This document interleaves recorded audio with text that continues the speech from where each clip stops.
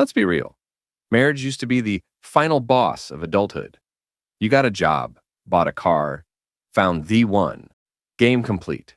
But today, more and more men are saying, yeah, I'm good. You'll hear stuff like, marriage is a scam. I'm focusing on my purpose. Or the all-time classic, I'm not built for commitment, bro. But here's the twist. Most of them aren't cold or broken. They're just tired. Tired of pressure. Tired of expectations. Tired of pretending they have it all figured out when deep down, they're still trying to understand themselves. Because for many modern men, it's not that they don't believe in marriage, they just don't trust it anymore. You probably know this feeling. You've worked hard to build your independence, your money, your body, your mindset. You finally feel stable, calm, in control. And then someone drops that question. So, when are you getting married? Suddenly, it's like an alarm goes off in your brain. You start imagining losing your peace, your freedom, your quiet mornings, sharing a house, a schedule, your mental space. And maybe you've seen too much. Your parents' marriage falling apart, your friends losing themselves in relationships, the internet filled with men saying, don't get married, it's a trap. So your brain does what it's wired to do, protect you. But protection has a cost because when you build walls to stay safe, you also block out connection. 3. Truth reveal. Here's the truth. When a man says, I don't want to get married, it's rarely about marriage itself. It's about control. Marriage means surrender, not in a weak way, but in the I trust you enough to be fully seen way.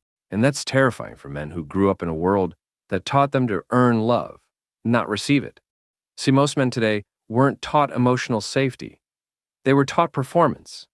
Be strong, be successful, be unbreakable.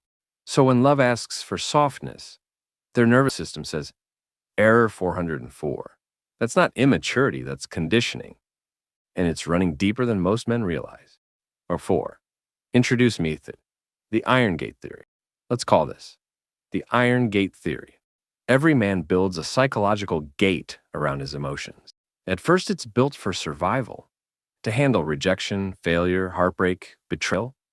But over time, the gate becomes permanent, rusted shut. Now, even when love shows up, real love, the kind that's patient and genuine, the gate doesn't open. Because deep down, his brain whispers, if I open up, I might lose myself. But here's the paradox. The same gate that protects you from pain also keeps you from depth. And a life without depth starts to feel hollow. So, how do you open the gate without losing yourself? Let's break it down. 5. The Iron Gate theory in practice. Step 1. Understand your programming. Before you say, I don't want marriage, ask why. Is it because you truly don't want it, or because you don't want to fail at it? Most men associate marriage with loss of freedom, power, or peace. That belief doesn't come from nowhere. It comes from witnessed chaos.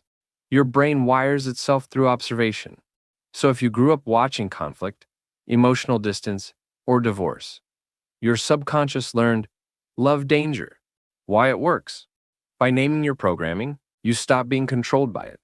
Awareness breaks automation. Step 2. Redefine strength.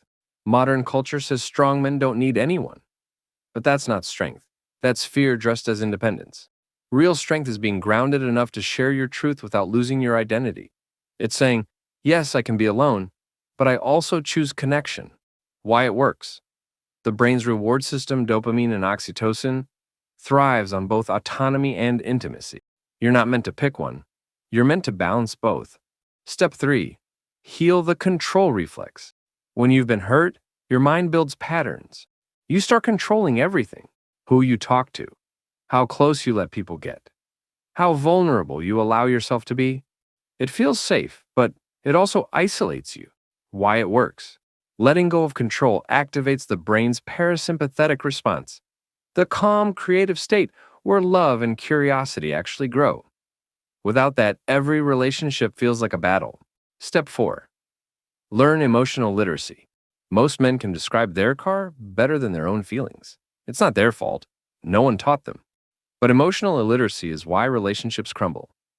You can't navigate storms if you don't know what the weather means. Start small. Instead of saying, I'm fine, try, I'm anxious, but I can handle it. Instead of whatever, say, that hurt and I need space. Why it works. Naming emotions reduces their intensity. It literally lowers amygdala activity, the fear center of the brain. Step 5. Choose growth over avoidance. Freedom isn't about running away from responsibility. It's about consciously choosing where you grow. You don't need to rush into marriage, but you also don't need to hide behind avoidance. Ask yourself, am I rejecting connection because it's not right for me, or because I'm scared of being seen? Why it works. That question activates your prefrontal cortex, the logic center. It turns fear into reflection, and reflection is what creates real maturity. Here's the thing. Not every man needs to get married, but every man needs to understand why he chooses what he chooses. Because when your decisions come from fear, they cage you. But when they come from clarity, they free you. Marriage isn't the enemy. Neither is solitude. The real enemy is unexamined fear. You can be a man who walks alone, not because he's avoiding love, but because he knows himself deeply enough to wait for the kind that feels right. That's not weakness. That's wisdom. So whether you open the gate or keep it closed for now, make sure you're doing it from peace, not protection. If this hit home, comment below. Do you think modern men are afraid of love, or just evolving past old expectations? And if you want more psychology-based videos like this, hit that subscribe button. Because understanding your mind is the first step to mastering your life.